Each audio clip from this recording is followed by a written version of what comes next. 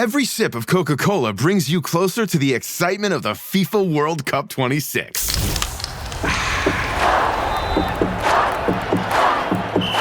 Because nothing compares to the joy. So grab a Coke and drink in the FIFA World Cup 26. No purchase necessary. 13 plus in 50 U.S. states and D.C. with a web-enabled device. Ends March 1st with 8 entry periods. Rules at cokeurl.com/soccerrules. Año nuevo. Los mismos extra value meals en McDonald's. Ahora te puedes llevar 2 snack wraps y papitas y una bebida mediana por solo $8. Solo por tiempo limitado. Precios y participación pueden variar. Los precios pueden ser más altos en Hawaii, Alaska y California y con entrega. Hello, Tom Holland here. This is just to warn you that this episode contains sexually sensitive content. So please do be warned. But don't necessarily be put off listening to it for that reason.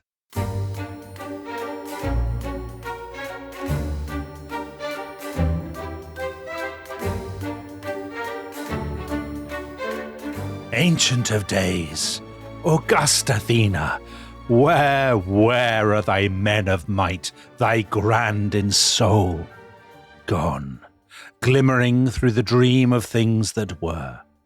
First in the race that led to glory's goal, they won and passed away. Is this the whole? A schoolboy's tale, the wonder of an hour. The warrior's weapon and the sophist's stole are sought in vain, and o'er each mouldering tower, dim with the mist of years, grey flits the shade of power. So that is the deathless poetry of Childe Harold's Pilgrimage, which is a poem that Lord Byron began in the autumn of 1809 while he was in Albania. And never, I think, Tom, did he envisage that it would be read with such beauty, Power. yeah, as the listeners have just been treated to. No, I'm sure he'd be thrilled. And of course, I've written a novel in which Byron is a vampire and so is still alive. Yeah. And so there's a possibility actually He may be listening to this right now. he may get to hear that, which would be very exciting for him. Wonderful. Worth becoming a member of the living dead for. So that is from the poem that makes him famous. Yeah. He's about to go off on his tours, and when he comes back, he will publish this and become a superstar. And Childe Harold Pilgrimage, so a child is a nobleman's son who has not yet won his spurs. It's a kind of archaicism. Right. And it follows the travels of this tormented nobleman who is haunted by the shadow of some nameless crime, fleeing dissipation, embarked on a voyage of self-discovery, the kind of the archetype of the romantic hero. And he travels from his crumbling stately home through the Mediterranean all the way to Constantinople. And Byron claims in his introduction that it's nothing to do with him, that Harold is just the child of imagination. Yeah. But of course, I mean, he knows that we know that's rubbish, that basically Childe Harold's Pilgrimage is Childe Byron's Pilgrimage. And in fact, initially he had called Childe Harold Childe Byron. So I think it's, as a poem, it's doubly fascinating because Harold is the alter ego of a man who will become, as the result of its publication, the most famous man, first in Britain and then in Europe. But it is also, as that passage that you read suggests, a meditation on history. Yeah. So there he is pondering how, Greece was once beautiful and now it's lost to decay. And that's become a cliche for us, but Byron is the first really to articulate it. Okay.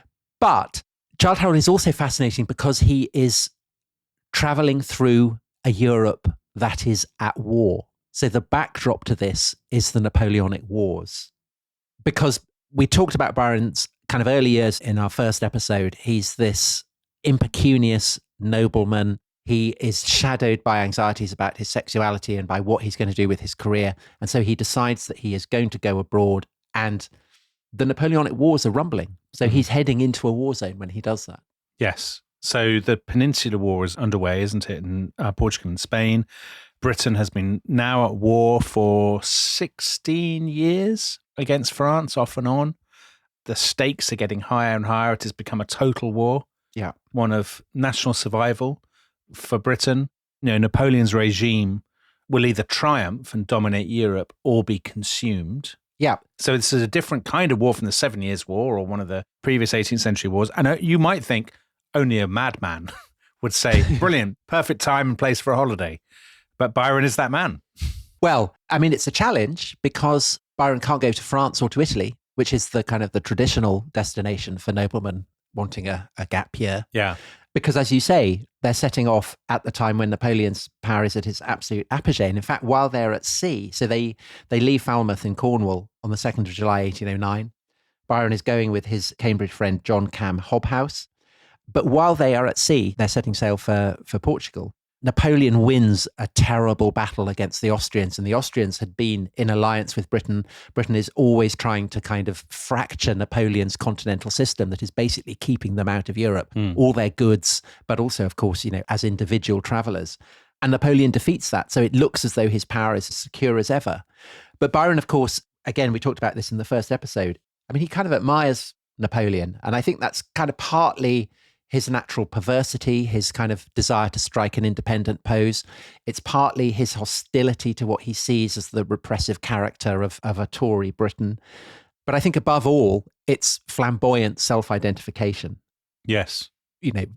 Byron sees himself as a would-be Napoleonic figure. Yeah, as a sort of man who self-made, he's not self-made, of course, but he's self-invented, I suppose. Yeah. And he thinks Napoleon has triumphed against these pettifogging bureaucrats who are in Britain. Yeah. Or he hopes it will triumph, and he sees himself as surrounded by mediocrities, and he will soar above them in the same way that Napoleon has. Yeah, and Dominic, I mean, you, I know, would look very askance at a British peer identifying with Napoleon. I think it's contemptible, Tom. But some reassurance, because you've just been finishing your new children's book, haven't you, on Nelson? Yeah. Byron does actually admire Nelson, you'll be relieved to hear. Oh, it's not all bad.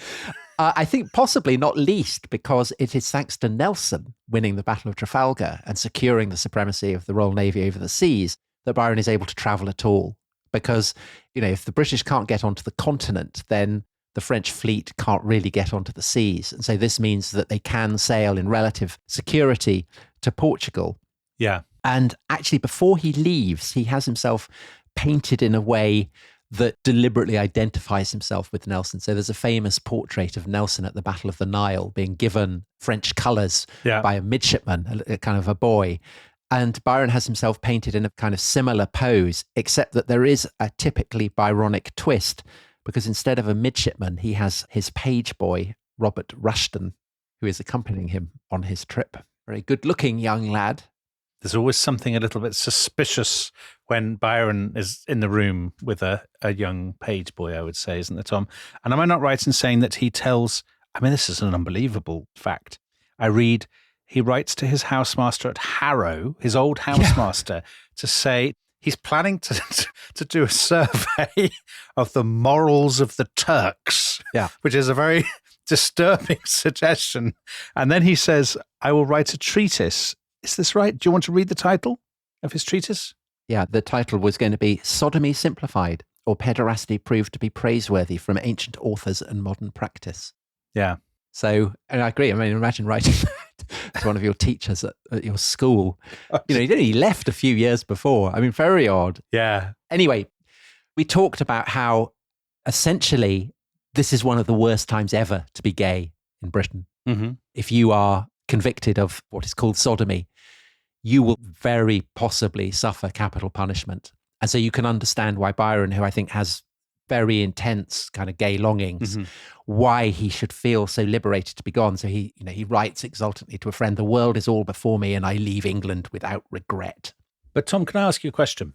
Sodomy simplified, okay, fine, he's gay.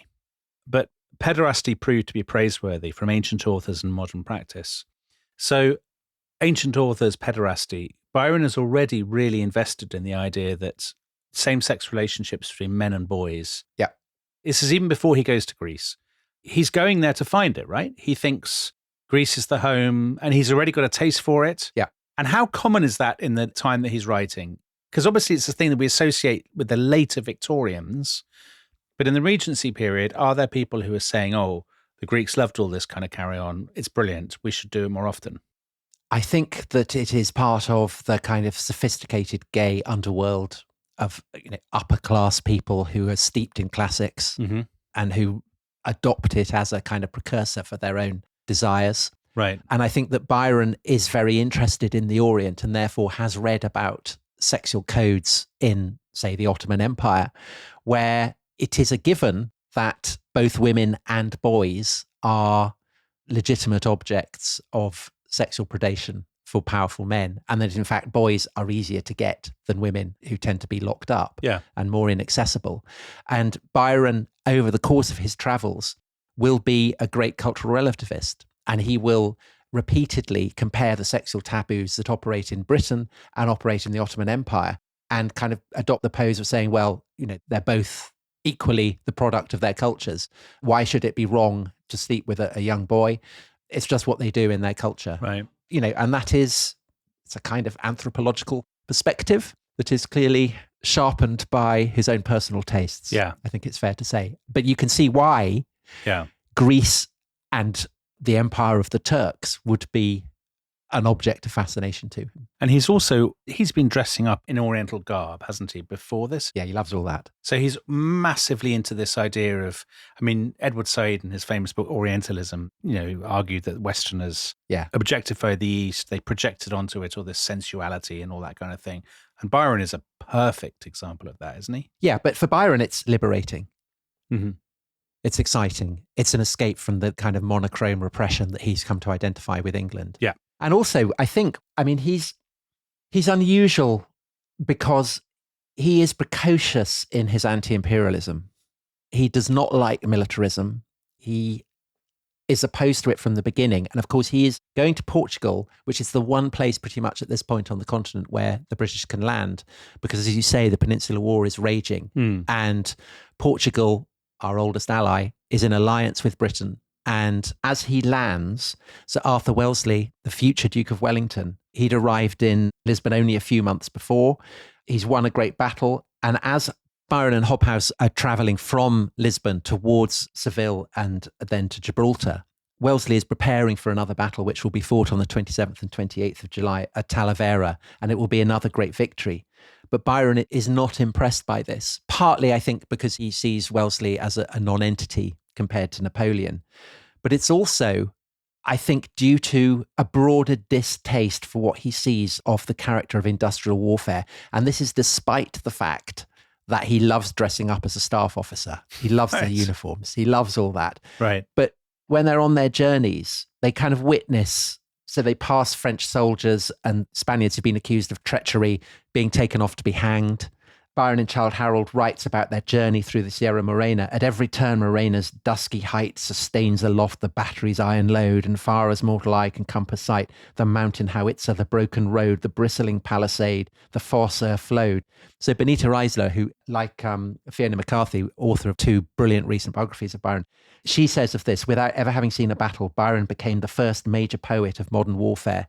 And a distaste and an understanding of what modern warfare means is something that shadows Byron's poetry. He will write very, very powerfully about Waterloo, about wars between the Turks and the Russians. He understands, long before the First World War poets, what industrial warfare can mean. So a bit like, this is the point when you get the first great anti-war art. Goya, for example. Goya's stuff is reflecting the atrocities of the Peninsula War. Right. So, this isn't all sort of dragoons and flashing sabres. No, absolutely not. This is hideous reprisals and mass executions. And as you say, it does anticipate the horrors of the 20th century. And it's interesting you mentioned Goya, because he has a famous painting, doesn't he, of a giant kind of looming up over. And Byron has an almost identical image in Childe Harold of Spain in the shadow of the kind of god of war. Very, very terrifying and gothic. So I think they leave Spain with some relief. Right. And they sail on via Sardinia to Malta, where he behaves in very Byronic fashion. So he has a fling with a celebrated beauty there, Mrs. Spencer Smith, who is, despite her name, actually the daughter of the Austrian ambassador to Constantinople and had married a Mr. Spencer Smith, whom she had then left, gone to Venice, where she had been taken prisoner on Napoleon's personal orders. And she had then escaped by dressing up as a boy, climbing down a rope ladder and going off in a boat. Crikey. We should do a podcast about her. So, Byron loves all that kind of stuff. Yeah. He also almost gets in a duel, so gets out of that. And they sign up to going to Greece in a British brig of war called the Spider, which is guarding a convoy of merchant ships. So we mentioned Patrick O'Brien in the first episode. This is very Patrick O'Brien because they're sailing into enemy waters because they're going up towards the Ionian Islands, which is Kefalonia and Ithaca and Corfu and all that. I mean, these are under French rule. And it's all very exciting. So the Spider captures a merchant ship and fits it out as a privateer, and Byron and Hobhouse and various crew members of the Spider get on board this ship, hoist up the Union Jack. They board various boats. They capture a Turkish vessel. There's a battle. A bullet whistles past Hobhouse's ear. I mean, all terribly exciting. Yeah, very Patrick O'Brien. Yeah. And meanwhile, they have caught, their first sight of Greece, and they make landing. They kind of sail up the Gulf of Corinth, so, the strip of sea between the two halves of Greece. Yeah. They make landing there at Patras. Lots of romantic effusions. And then they get back on and they sail up the northwestern coast of Greece towards Albania, which is where Byron really wants to visit. And on their way, they pass an obscure seaside town called Missolonghi. Oh, yes, I see it. Set amid swamps and lagoons. Yeah.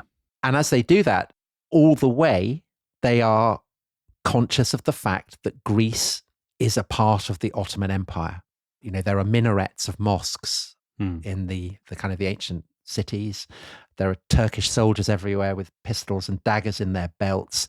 And Greece has basically been a province of the Ottoman Empire since the collapse of the Byzantine Empire. Yeah. The conquest of Constantinople. Parts of it for 400 years by now. Yeah. So it's not a new thing. I mean, the idea of a Greek nationalism, of an independent Hellenic republic, to a lot of people, I suppose, at the time, that would have seemed outlandish because all they've ever known is Greece being part of this vast Ottoman superstate. But you can see Childe Harold and in Byron's comments more generally why at this period the idea of Greece becoming free would, start to kind of emerge as an ideal, because the idea of liberty, of national liberty, is something that has been very current since the American Revolution and the French Revolution. But also, Byron is classically educated, and it appalls him that ancient Greece, that had seen off the Persians, should now be subject to the Turks. Yeah. Childe Harold is full of fair Greece, sad relic of departed worth, immortal though no more, though fallen great. I mean, he's endlessly going on in this kind of way. But Tom, his image of Greece is an image that he's got from books and his own fantasies rather than from any acquaintance with Greece, right? Completely. I mean, he had this image of Greece before he even went to Greece.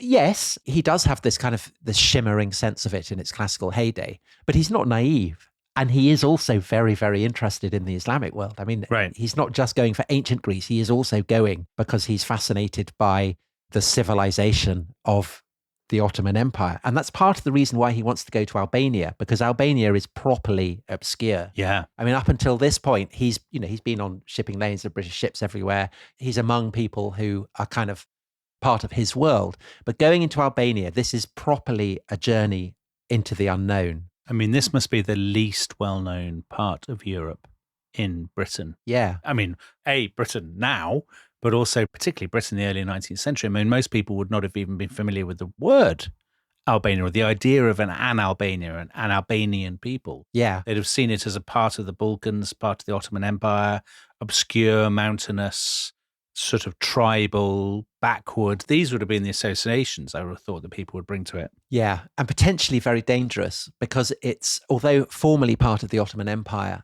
it's effectively a kind of independent fiefdom under a former bandit chieftain by the name of Ali Pasha, who has been given the title Vizier of the Three Tails by the Sultan in Constantinople. Yeah. But effectively rules as a despot.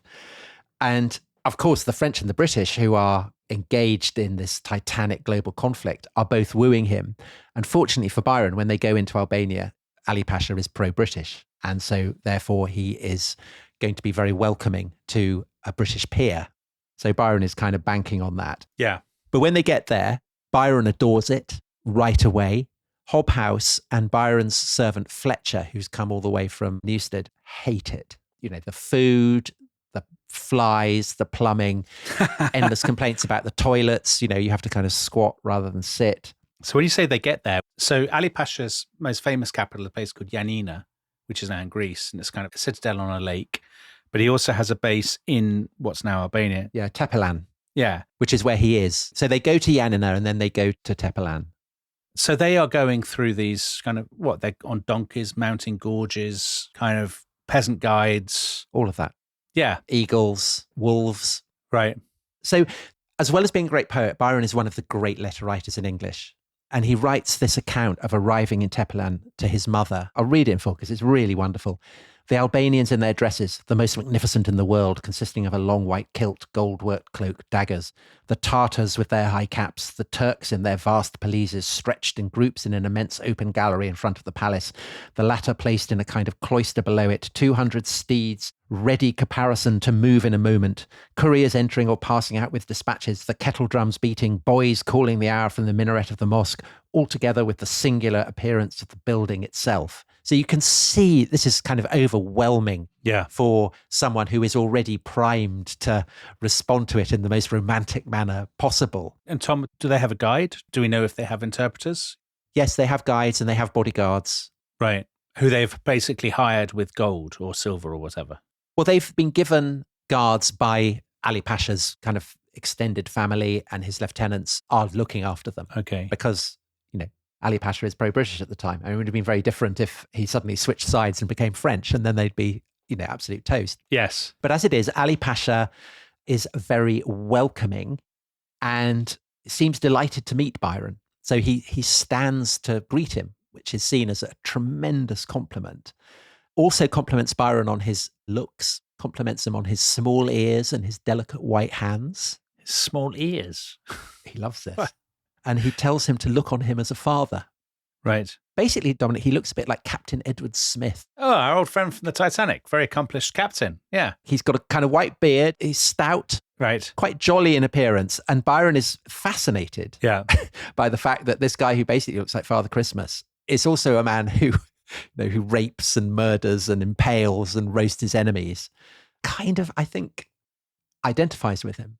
I was about to say, for Byron, I'm guessing, knowing Byron now through your account, that Byron rather idolizes somebody who roasts his enemies and leaves a sort of trail of deflowered virgins and burning villages in his wake. Because Byron has that fascination with the darkness, doesn't he? He has that fascination with the extremes. Well, you see, what's interesting, I think, is that had it been Wellington's soldiers in Spain doing these atrocities, Byron would hate it.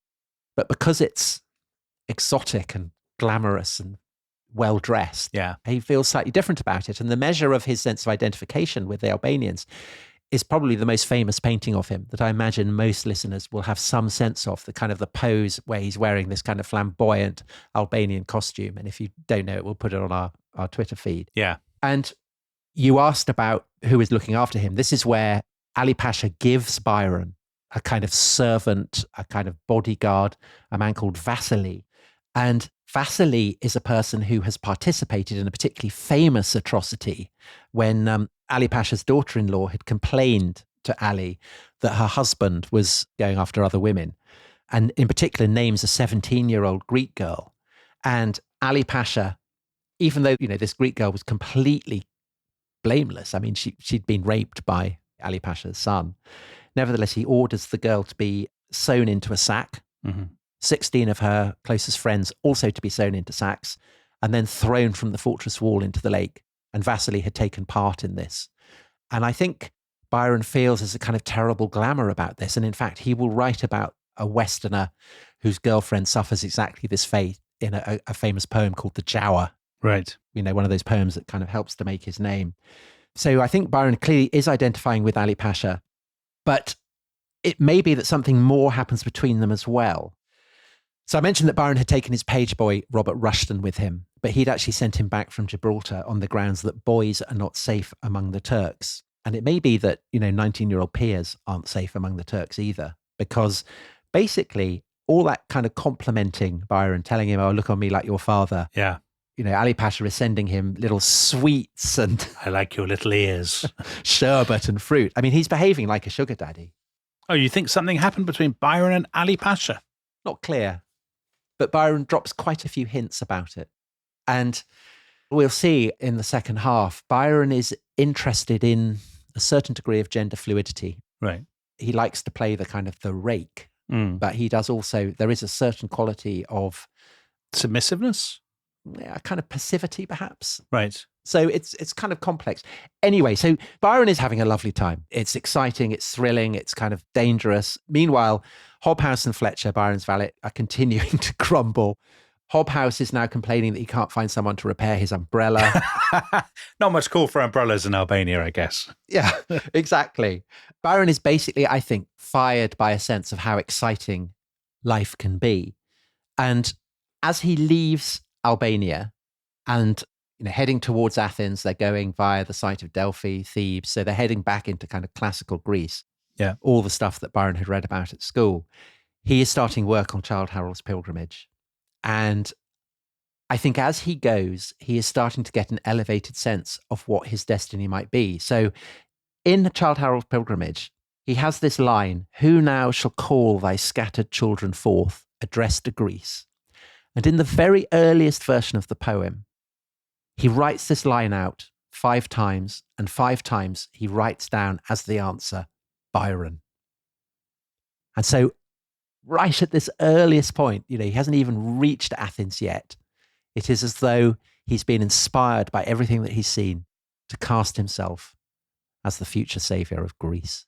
A lunatic ambition, you might think, Tom, but of course, that's how Byron ends up being remembered. So maybe not so lunatic. And he's on his way to Athens. He's had this, shall we say, colourful interlude in Albania, but yet more colourful adventures await. And we will find out what happens to him in Athens after the break.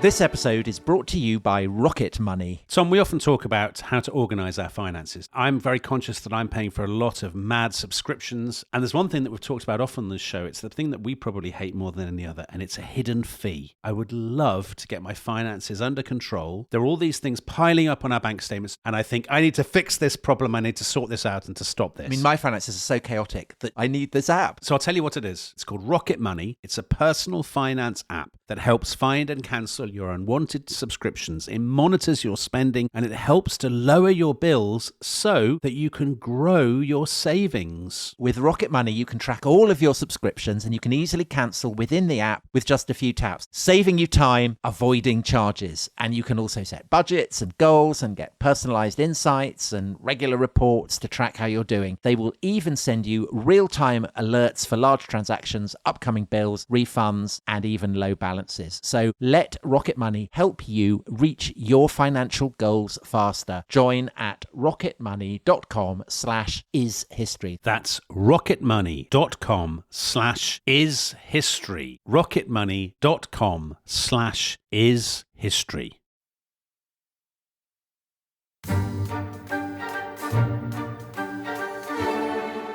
Slow sinks, more lovely ere his race be run, along Morea's hills, the setting sun, not as in northern climes obscurely bright, but one unclouded blaze of living light. O'er the hushed deep the yellow beam he throws, gilds the green wave that trembles as it glows. On old Aegona's rock and Hydra's isle, the god of gladness sheds his parting smile. O'er his own regions lingering loves to shine, though there his altars are no more divine. Descending fast, the mountain shadows kiss thy glorious gulf, unconquered Salamis. So that's The Curse of Minerva by our old friend Lord Byron, written, Tom, in Athens. Yes. And lots of, as you have written in your notes, lots of favourite Byronic themes. Yeah, so you've got the contrast between the brightness of Greece and the kind of the drizzle of Britain. You've got the contrast between the glory that was Greece and its kind of present slavery. Yes. All that kind of thing. But the poem itself, actually, its principal theme is a topic that remains controversial to this day. And it's a satire. And the object of Byron's satire is Lord Elgin. Yeah, the hero of the marbles. The man who brings the Parthenon friezes back from the Acropolis. Yes. The Elgin marbles. And Byron is appalled by this. And actually, he writes about it in Childe Harold's Pilgrimage as well. It kind of obsesses him for reasons that I think are very interesting. So, Byron and Hobhouse have been traveling from Albania through the autumn and into the winter, through Greece, and they're heading for Athens. And they arrive in Athens on Christmas Day, 1809. And unsurprisingly, when they arrive there, full of visions of the Athens of Pericles and Phidias and Socrates, they're incredibly disappointed because Athens is a pretty run-down, bedraggled, squalid, shadow of what it had once been. Kind of weeds growing in the cracks in the pavements kind of thing, isn't it? Narrow, crooked streets. I mean, there's no more than 10,000 people living there. And Hobhouse goes to walk around the walls and he times himself and takes him 47 minutes. But again, Byron kind of loves Athens and he'll be incredibly happy there. He and Hobhouse rent this beautiful house with a courtyard. It's got a lemon tree in the middle of it.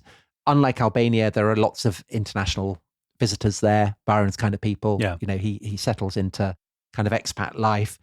Lots of sex, lots of sexual opportunities. Boys or girls or both? Both, I think. Right. Okay. There's a lot of kind of editing going on of Byron's papers. And in fact, Hobhouse, while he's out there, makes Byron burn a whole load of stuff that Byron's written. So we can't be absolutely certain, but I think probably both.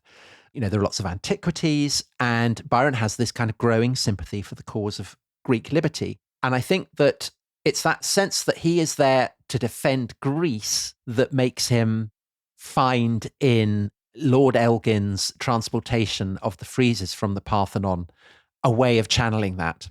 Because Lord Elgin is Scottish, Byron's mother is Scottish. Yeah. And so Byron comes to see Lord Elgin as the embodiment of everything that he's escaped. So the provincialism that he associates with Britain, the Philistinism, and as I say, above all, his mother, who he's never particularly got on with. Right. So kind of deep waters. So the way that Byron comes to be obsessed by the Elgin marbles is that 2 days after they've arrived, so the 27th of December, he and Hobhouse are visited by an art connoisseur and collector from Naples by the name of Giovanni Battista Lucieri.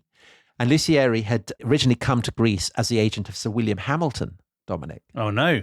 Sir William Hamilton. So he's the British envoy. Cuckolded by Nelson. Yeah, the British envoy in Naples. Yeah. Married to Emma Hamilton, who's always doing her attitudes, isn't she? Yeah. And Sir William Hamilton is obsessed with, he's a great antiquarian. He's obsessed with kind of Greek vases and... Yeah, he was in Love Island. Yeah.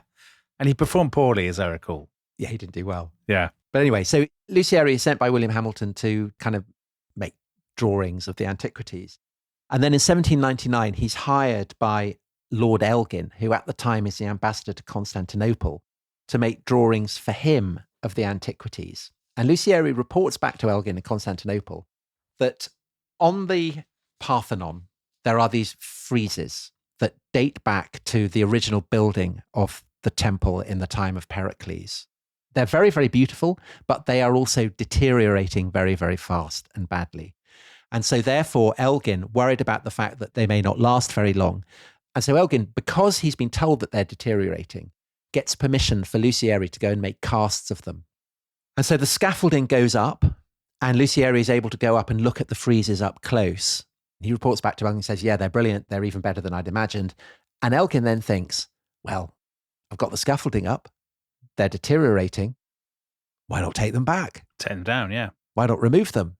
Yeah. And so he offers bribes to get permission to remove them, but everyone is offering bribes. That's the way things are done. That's the Ottoman system. Right.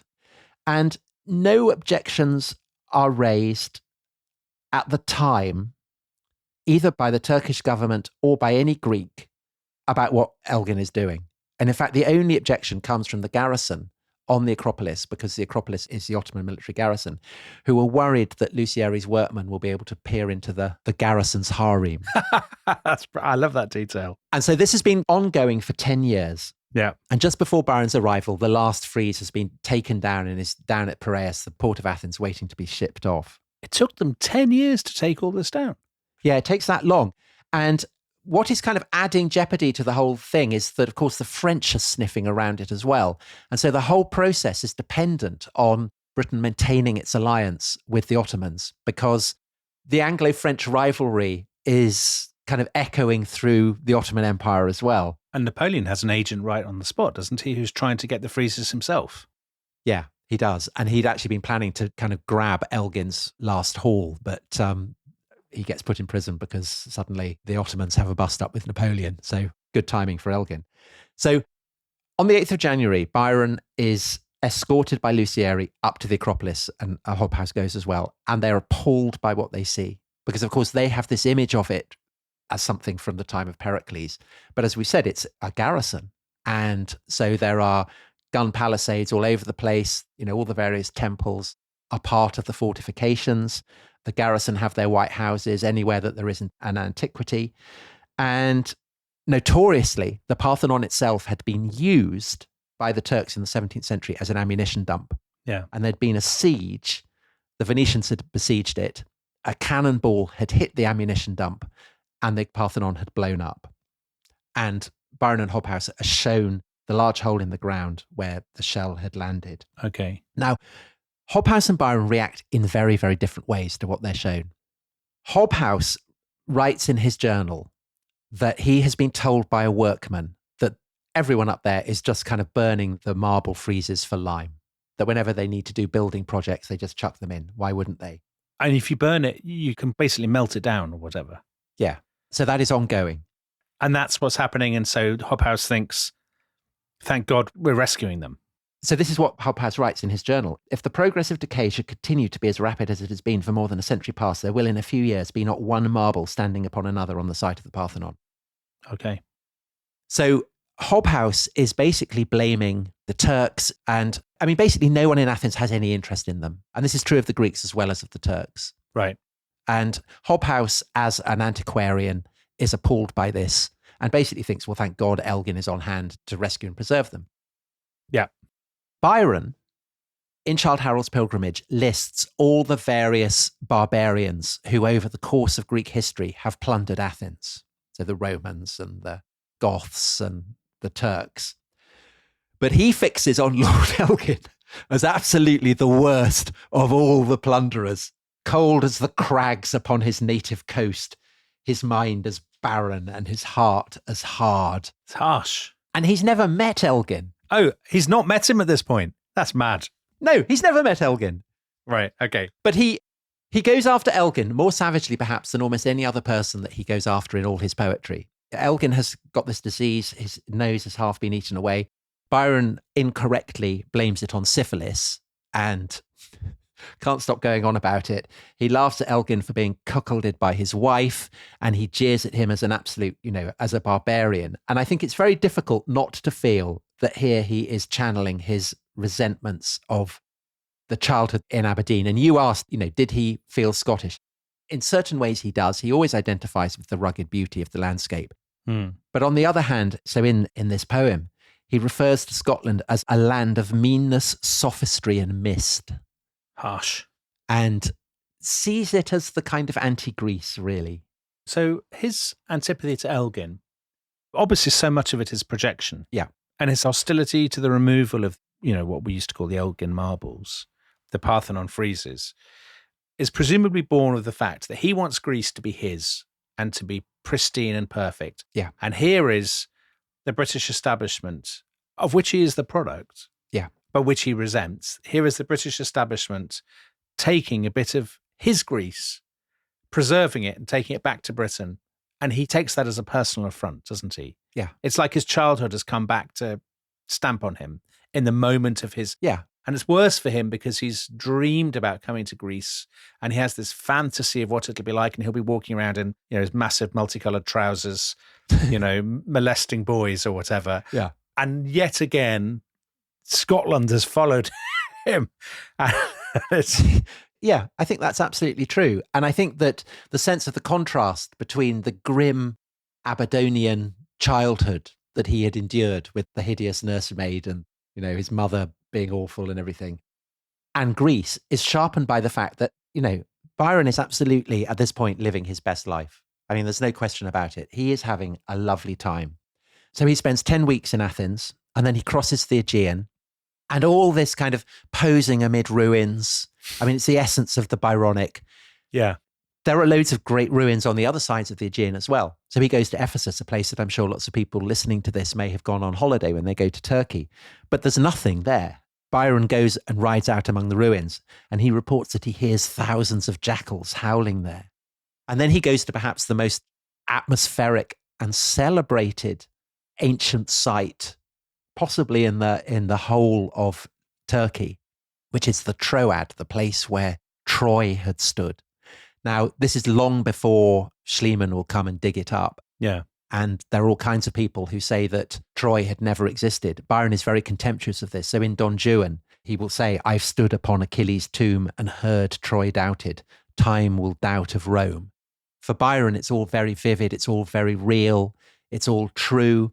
And he wants to participate in the dimension of myth. And the most famous way in which he demonstrates this is that on the 3rd of May, 1810, he swims the Hellespont. Yeah. So the Hellespont is the sea that separates Europe and Asia, it's in Turkey. That is gutsy, to be fair to him. Well, it is gutsy because this is a period where lots of people don't swim. So we talked about John Edelston, the choir boy in Cambridge who supposedly had drowned. I mean, this is perfectly plausible. People can't basically swim. And in due course, one of Byron's most celebrated friends, Percy Shelley, the poet, he will drown as well. But Byron loves swimming. And that, of course, is because he's lame. He has a club foot. And so in the water, It's as good as anybody. he's perfectly mobile. Yeah. Yes. And every opportunity to swim he takes. So he had actually already, before he'd done the Hellespont, he'd swum an even more impressive length, which is across the Tagus in Lisbon. Oh, that's quite a distance. Yeah, so it's a much tougher feat. Yeah. But of course, the Hellespont is the most romantic because in Greek mythology, Leander had swum across to his beloved in a tower on the other side, Hero. And so Byron wants to emulate the feat of Leander in swimming across. And he does it in an hour and 10 minutes. And he's accompanied by an officer in the Royal Navy, Lieutenant William Eckenhead. And again, years later, he's still incredibly proud of it. So he writes about it in Don Juan, that it was a feat on which ourselves we prided. Leander, Mr. Eckenhead, and I did. So very, very proud of it. Fair enough. I mean, I'd take my hat off to him for that. Right.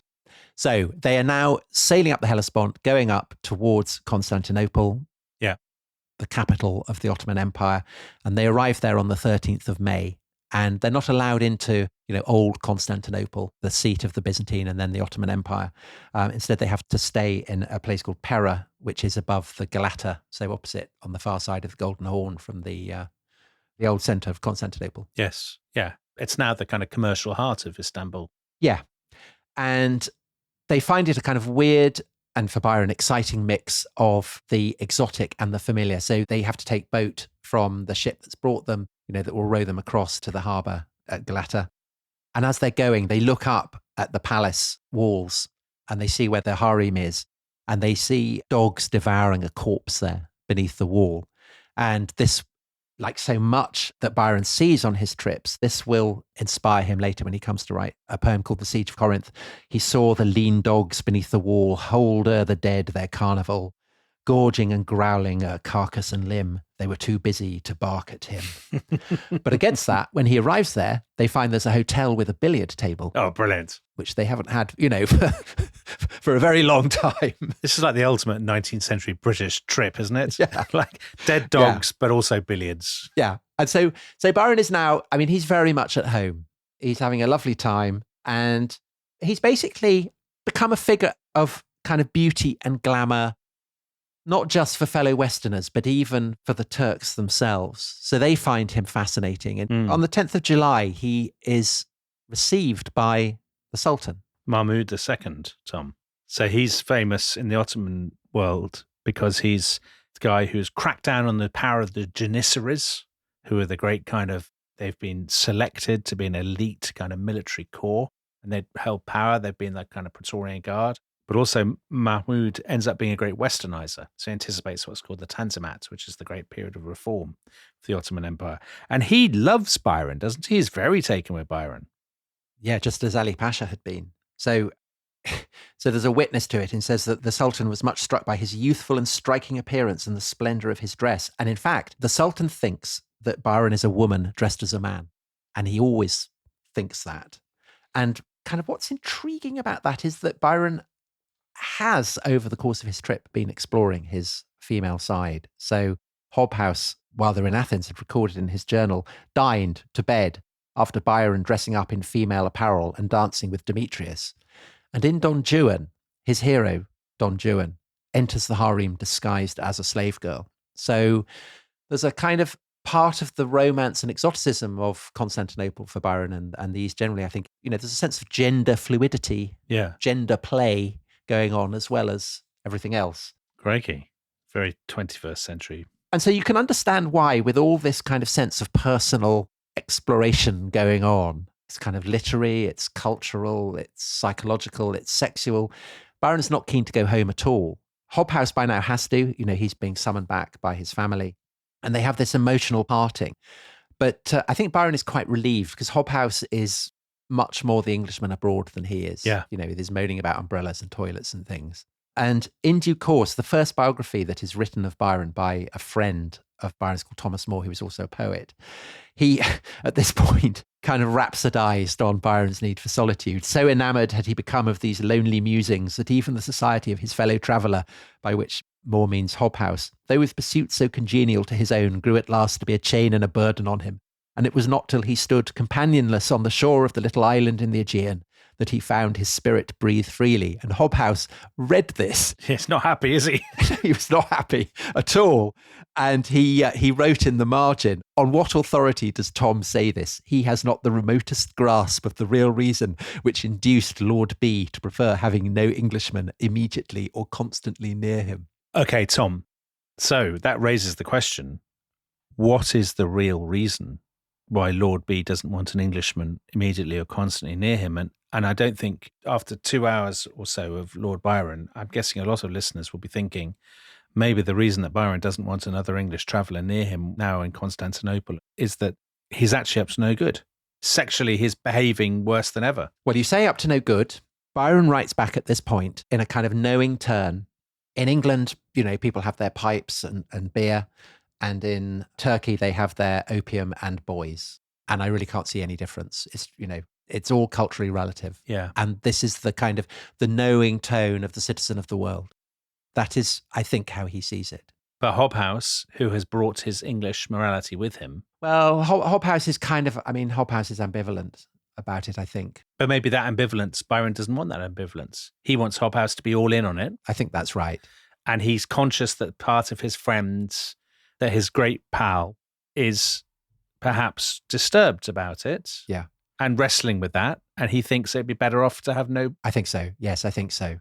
Yeah. So anyway, so Byron stays another 9 months, but eventually he has to go back, basically because he's running out of money. Yeah. And because all his friends are liable for his debts back in England and they're all in danger of being arrested. So Byron feels he has to go back. Yeah, I know.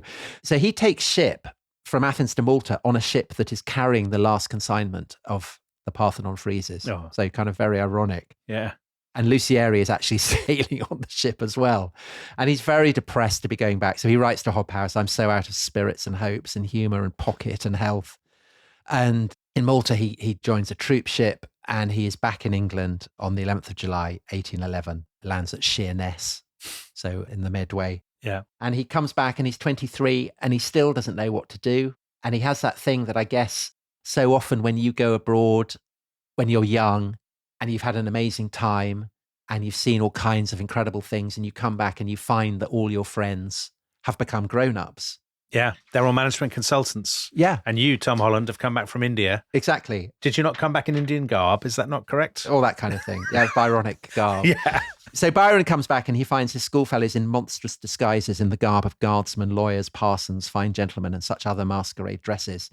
And he has this kind of panic that, again, people leaving university or whatever thinking, what am I going to do? I'll grab any job I can. And so Byron's equivalent of going off and becoming whatever. Yeah. Is he contemplates asking the Duke of Wellington for a commission. I mean, that's a measure of how desperate he is. Can you imagine? Yeah. And I think part of that is his natural, he doesn't really want a job, but it's also because he comes back to find that England is even more kind of sexily uptight than when he'd left. And Hobhouse explicitly tells Byron, do not tell Matthews about your sexual adventures. Even though Matthews was the great Methodist, Tom. Yeah, but Matthews, he'll blab about it.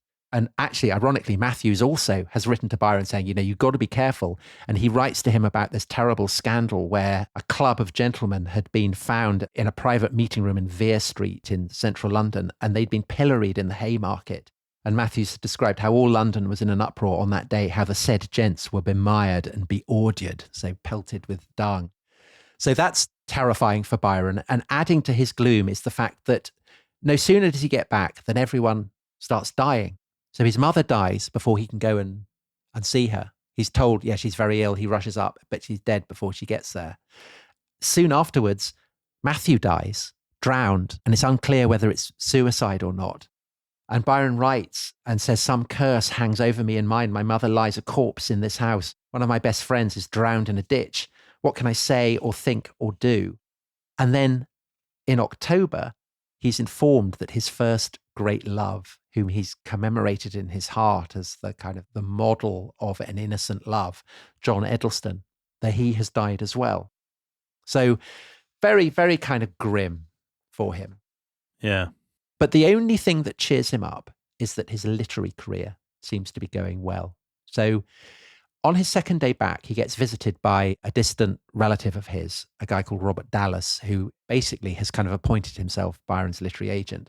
And he asks him if he's written anything while he's been away. And Byron shows him kind of various poems that he's written, and Dallas thinks, oh, they're not very good. And he says, well, you sure? Have you got anything else? And so Byron then rather kind of diffidently hands him the manuscript of Childe Harold's Pilgrimage. Which he's been scribbling while he was in Greece and Turkey.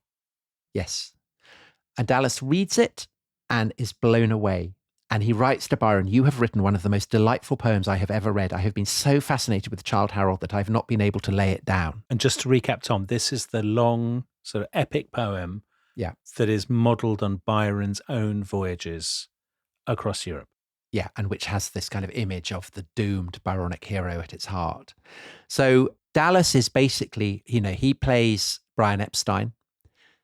And the George Martin is a publisher called John Murray, who runs not just a publishing business, but a book-selling business. Yes. And he has a whole array of publications. So his bestseller is kind of Jamie Oliver or whatever equivalent. It's Mrs. Rundle's Domestic Cookery. Yep. But he also publishes textbooks, Navy lists, and the novels of Jane Austen. And although Murray is a Tory and Byron is very suspicious of Tories, they actually get on tremendously well. They have a very creative editorial relationship, and Byron is happy that he can rely on Murray. But he doesn't expect too much of it, and he retains this kind of lordly tone of contempt towards the whole pursuit of scribbling, and decides, well, perhaps I'll go for a political career. And by early 1812, he is starting to become a feature in the great Whig salons. Yeah. So the Whigs, they're very, very aristocratic. They're kind of bien pensant aristocrats, aren't they? Yeah. So the centre of power really are these salons that are run by the grand dame of Whig society, of which the most formidable is Holland House, splendidly named. Very aptly named for a group of high-minded Francophiles. Yes. So Lord and Lady Holland. Lord Holland is, like Byron, a big admirer of Napoleon, has busts of him up there, and is seen by Tories as a kind of, the sinister figure, sinister subversive figure. Yeah. And Lady Holland, his wife, she's the daughter of a Jamaican planter and had married Lord Holland 2 days after her first husband had divorced her. And so that gives to them a kind of a flamboyant aura of raffishness and scandal. And it's all very Byronic, except for the fact it's incredibly cold in Holland House because... She doesn't turn the heating on. Doesn't agree with heating. Yeah, she doesn't turn the heating on. Doesn't like that. Mad. That's such Whig behaviour. But she adores Byron, and she basically is the first, but not the last, middle-aged lady who will become obsessed by him. Right. And she always adored him. He was such a lovable person. I remember him sitting there with that light upon him, looking so beautiful. I bet she wouldn't say that if she'd seen him at work in Athens. Well, maybe, because, they are Whigs. They do have sophisticated, progressive opinions. Yeah. And so Byron thinks, well, maybe my future is as a Whig politician. And so on the 27th of February, 1812, he gives his maiden speech in the House of Lords. And he is opposing a Tory measure to make the breaking of mechanized looms a capital offence. So we're in the kind of, the heyday of the Industrial Revolution.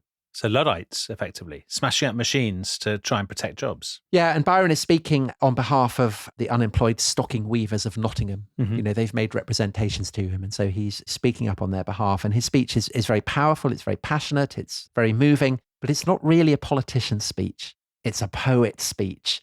And Byron, even as he is affecting to despise a literary career, actually he has an eye on the forthcoming publication of Childe Harold's Pilgrimage, which is due to come out 2 weeks after he gives his speech. You know, he says, I'm basically doing it as an advertisement for it, which is incredibly modern. Right, yeah. I mean, you know, he's very, very alert to opportunities for promotion. He's the Nadine Dorries, Tom, of Regency politics. So 2 weeks after he's given his maiden speech, on the 3rd of March, John Murray publishes Childe Harold's Pilgrimage, and it sells out within 3 days. Crowds start mobbing booksellers, first in London, then across the entire country. Byron, as he famously says, awakes to find himself famous. And basically, there's only one word for the obsession with Byron that sweeps London. And it's a word that will be coined a few years later by a young woman of mathematical inclinations, but kind of suppressed romantic yearnings. An heiress who in due course will come to dream of saving Byron, by the name of Annabella Milbank. And the word she coins, Dominic, is Byromania. Byromania. Well, and the amazing thing about Byromania, Tom, is that even as Byromania kicks in, some of the most scandalous, colourful and sordid incidents in Byron's career are yet to come, aren't they? Unbelievable story. Unbelievable story. I mean, we've got some extraordinary stuff coming. If you want to hear those stories right away, you know what you have to do. I mean, we've said this so many times, you must be sick of it. Go to therestishistory.com, sign up to the Rest is History Club, all kinds of treats and benefits, and you also get to hear those episodes straight away. If not, I'm afraid you will just have to wait until Monday for episode 3 in this mighty series. Until then, please don't do anything that Lord Byron wouldn't do. And on that bombshell, thank you very much, Tom. We'll see you all next time. Bye-bye. Bye-bye.